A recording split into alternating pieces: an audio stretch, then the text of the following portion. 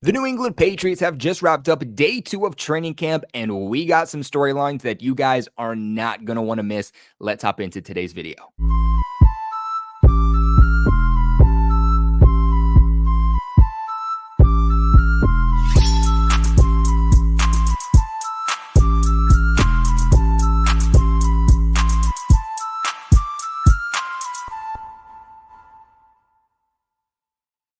What's going on, guys? It's your boy Colby, also known as Patriots Global, back here with another video. And today we are going to be recapping day 2 of New England Patriots training camp. Now, we did recap day 1 yesterday. I highly recommend that if you have not checked that video out, to check that video out first and then come back. It'll give you a better idea on what is currently going on at Patriots minicamp and the storylines that are currently happening. Now, if you guys do want to support the channel on your way in, please make sure you do leave a really big like on the video because it goes such a long way at supporting the channel, while of course subscribing to the channel for all of your New England Patriots news. I've said this for years, ever since I started this channel. This is your one-stop shop for everything involving the New England Patriots, whether it is news, trades, rumors, analysis, opinions, breakdowns, post-game analysis, live game reactions. We do it all right here, and you guys are not going to want to miss that. Also, go ahead and check out the products from Fanatics below. If you guys are looking to support the channel and you're just going to get a Drake May jersey or a Jalen Polk jersey anyway, think about getting it from the description box below from Fanatics. When you click that link, it actually goes and supports the channel because I make a small commission off of it. Obviously, not forcing anyone to, but if you're like, Patriots Global, you're doing a good job, I want to support you a little bit, go ahead and check out those products below. But let's talk about what you guys came for. And of course, that is Patriots football. Guys that were absent today are guys that were there, but just not participating. It was Kendrick Bourne, Cole Strange, Jake Andrews, and Sione Takitaki. For the most part, this is the exact list that we talked about yesterday. And I already kind of got into my thoughts on those players and them being absent. So if you want to hear them, go ahead and check out, again, that video from yesterday. But we did get a couple of players that returned to practice today. That was Antonio Gibson and Terrell Jennings. Now, of course, Antonio Gibson, right before the start of training camp, was placed on the non-football injury list. He was absent from day 1, but he returns for day 2. But that gets us into the players that were practicing, but they were limited. And that is Antonio Gibson, Terrell Jennings, Demario Douglas, Christian Barmore, and Devon Godchaux. Now, Antonio Gibson being at practice but being limited and being on the non-football injury list makes me wonder if he's dealing with some type of illness and he's just gradually getting back into football, because we also got some news that the reason that Christian Barmore is limited is because he's dealing with an illness. And that makes me wonder if there is some type of illness currently going on in that locker room. We did hear that Devon Godchaux is still holding out or holding in of practice because he is still unhappy with his contract. I've talked about this whole Devon Godchaux situation time after time after time. I don't understand, for a player that's making over $11 million, who's one of the worst graded interior defensive linemen, both against the run and against the pass, is holding in practice, asking for money. If any player was going to do it, you would think it'd be Matthew Judon, and even he is a full participant. But the Patriots did have Danny Amendola currently present as a guest. It's always good to see playoff Amendola, in practice, helping these young players kind of buy into the Patriots way and, teach them a thing or two. Gerard Mayo today was working a little bit more closely with the Patriots offense today. Now, obviously, he's more of a defensive-minded coach. He was a former linebacker in the league, so that's where he's mainly going to work. But it's always good for him to kind of get his hands on and give his own opinion. So, again, used to seeing Gerard Mayo work with the defense. Today, worked a little bit more with the offense. Mostly all short work today with the passing game. Not surprising whatsoever. With Belichick, that's how training camp usually would start. They start with the red zone, and then they start with the short game, and then they kind of work their way up into working to the intermediate to deep part of the field. So not too worried about that just yet. That's kind of what the Patriots usually do. Moving on to these quarterbacks, though, 11 on 11s. Jacoby Brissett went 3 for 5. Drake May went 4 for 6. Joe Milton went 4 for 6. And Bailey Zappi went 2 for 3. during 7-on-7 periods, Jacoby Brissett was 5 for 6. Drake May was a perfect 6 for 6. Joe Milton was 2 for 3. Bailey Zappi was 2 for 3. Overall, not too much to note from these quarterbacks. Nobody made any mistakes, but nobody actually made explosive plays either. They're kind of just doing what they're being asked to do. Take care of the football and just do what's given to you. Probably the biggest news involving these quarterbacks is the fact that Joe Milton officially has surpassed Bailey Zappi on the depth chart, which is now an official quarterback battle. We're talking about Jacoby Brissett versus Drake May, but there is a two-way quarterback battle. It's not just Drake May and Jacoby Brissett. It's who's going to take that third quarterback spot. Is it going to be Bailey Zappi? Is it going to be Joe Milton? And throughout spring practices, throughout day one of training camp, it had been the Bailey Zappi show against Joe Milton. But sounds like Joe Milton has officially surpassed him, and Bailey Zappi could be on the outside looking in.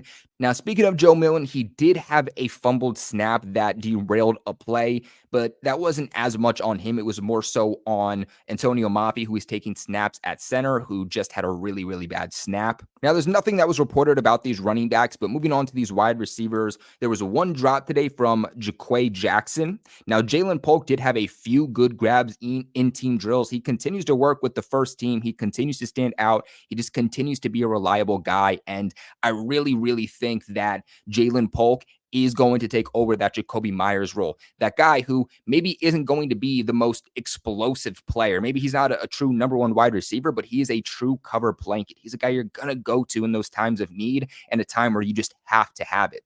Now, KJ Osborne did have a couple of good grabs in team drills today also. Didn't have any drops. He's a guy that throughout spring practices, he was having some issues with drops, and right now seems like he's really working his way up here with the first team offense. Now, surprise, surprise, Tyquan Thornton saw good involvement today with multiple grabs in team drills. He's a guy that usually stands out around this time. I said this in one of my previous videos that during OTAs, mini camp, the beginning of training camp, that's usually when Tyquan Thornton does show out. So this really isn't surprising. It's when the pads go on. It's during the preseason. That's when Tyquan Thornton starts to fall off. If he's going to make this roster, he's going to have to stay consistent. But really, most importantly, Tyquan Thornton just has to stay healthy, which has been rather a massive, massive problem since the Patriots drafted him in 2022. Now, lastly here about the wide receivers, some real shocking news, and that's Marcus Jones is taking part in some of the Patriots' offensive positional drills, more specifically with the wide receivers. Now, in 2022, the Patriots kind of used him as a little bit more of a gadget player. Obviously, we all remember that big play against the Buffalo Bills where he was able to take a screen pass all the way for a touchdown.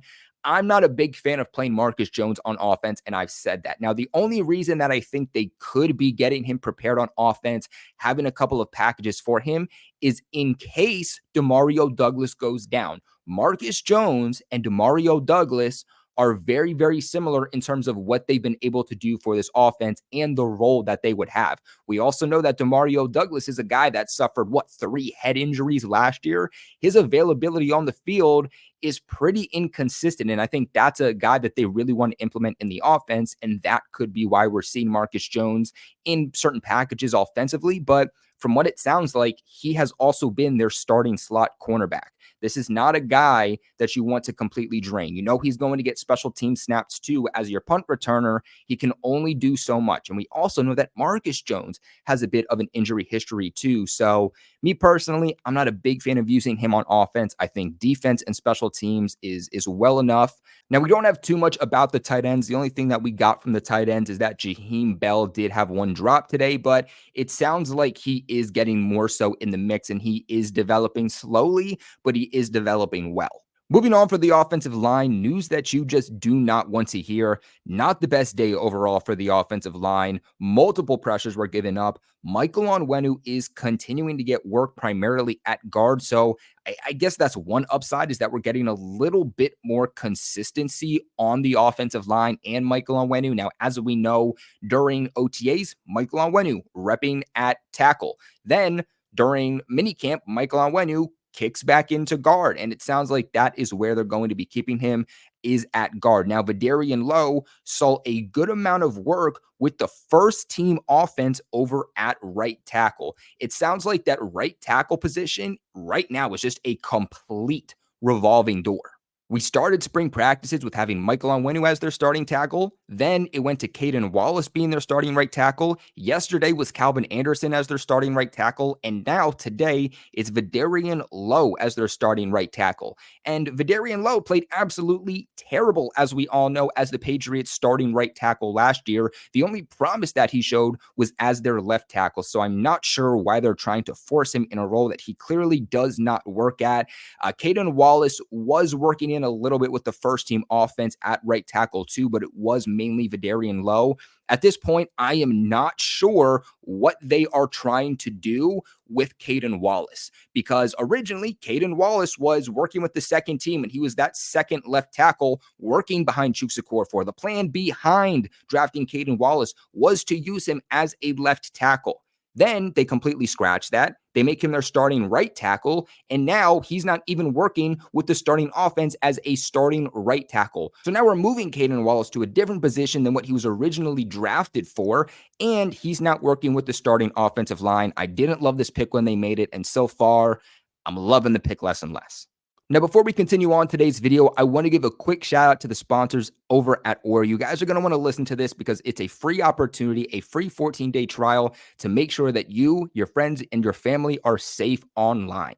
Hey guys, sorry to cut the video real quick, but I had a very important question that I had to ask you, and that is, have you ever Googled yourself, or maybe a friend, or maybe a family member Googled themselves and saw their private information being used? Maybe like their name, their phone number, their social security number, their address, maybe their credit card information.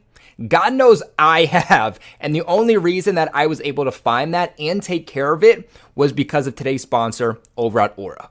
So what Aura is an identity protection service. And what they do is they go ahead for you so you don't got to do the hard work, and they scour the internet for any of your information being used illegally that you didn't want them to use. The other great part is that they'll monitor your credit. They'll see if your phone number is being used to robocallers, which if you don't know what those guys are, they're essentially the ones that call you about 5 times a day. Because little do you know, these data brokers are actually trying to sell your information to robocallers, to spammers who are trying to find out your own personal information, such as where you live. So what Aura will do is they'll essentially send you an email or notification saying that, hey, someone's trying to use your phone number. Someone's trying to access this information about you. Do you want us to delete it from the web? Fortunately, in today's society, a lot of threats that we all face on a day-to-day basis come online. And unfortunately, the scary part is that we can't always see it. Aura's going to come in, protect you, protect your family from threats that we can't see and we don't even know are coming. So hey, look, you guys can go right ahead and let people exploit your own private information,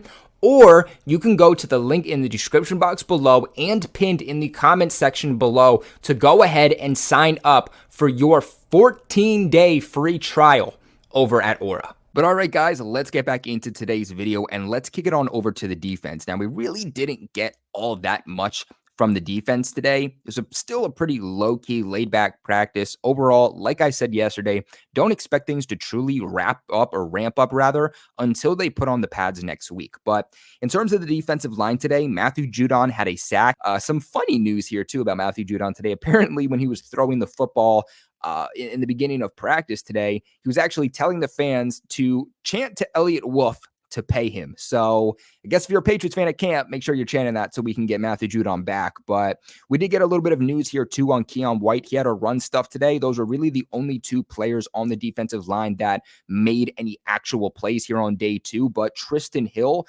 was seeing some starting time with the regulars. With the linebackers, Joe Giles-Harris also had a sack. Pass breakups, Marcus Jones had a sack. From what was said, it was against Jalen Polk, the rookie, and it was just a really, really good play by Marcus Jones. It was with the start, or rather I should say, it was against the starting team offense. Jalen Polk, quarterback Jacoby Brissett, and just a super physical play by Marcus Jones to break up the pass. So far, a really good showing from him. And then moving on to the safeties, Jabril Peppers had a pass breakup. As we know, he left training camp early yesterday with some type of injury, so it was good that he was back and a full participant. Joshua Bledsoe also had a quarterback pressure. And then lastly, moving on here to special teams, your punt returners were Demario Douglas, Jalen Polk, KJ Osborne, Jalen Reagor, and Marcus Jones.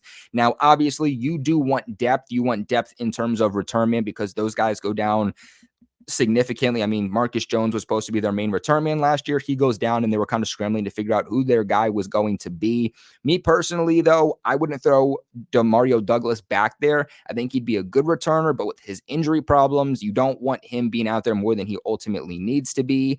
I think KJ Osborne and Jalen Polk can be guys that can do it in a pinch if they need to, just because they have real good ball vision. But I think Jalen Reagor and Marcus Jones, at the end of the day, having those guys both as your returners, whether it's kick returner, punt returner, I think that sets yourself up pretty well in terms of special teams. But that is going to wrap up day 2 of New England Patriots training camp, guys. I want to know your thoughts. What are your takeaways from day 2? And what are your takeaways overall from the first 2 days of practice? For me, I said this yesterday, but I'm going to stick with it. It has to be the offensive line. They continue to shuffle. They're trying to figure it out. And honestly, you should have taken the offensive line more serious early on in the offseason, free agency, the draft, and they didn't. That was the biggest problem for this team last year, and they didn't make it a big enough of a priority. But as always, guys, I appreciate you so much for watching. Make sure to leave a like on your way out. Subscribe to the channel for all of your New England Patriots news. But other than that, I will see you guys tomorrow for a recap